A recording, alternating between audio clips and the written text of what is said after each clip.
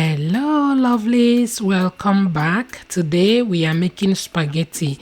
If you want to know how I made this, keep watching and let's begin. Here are the ingredients. I'm going to list them down in the description box.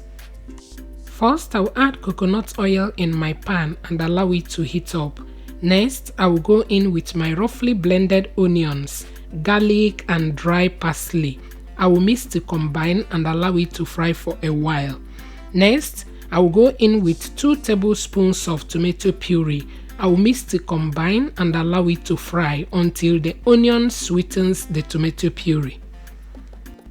And here is my boiling water, which I have added salt. Next, I will cut my spaghetti into 2 and add to the boiling water. Stir very well so that it doesn't stick together.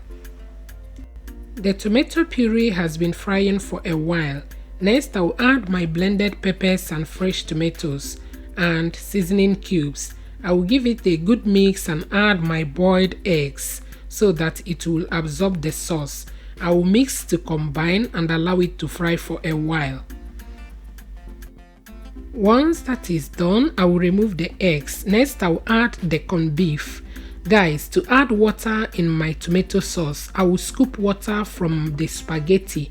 You guys, this is the secret. You don't have to add fresh water in your tomato sauce. That is why it is good to cook your pasta or spaghetti in abundant water.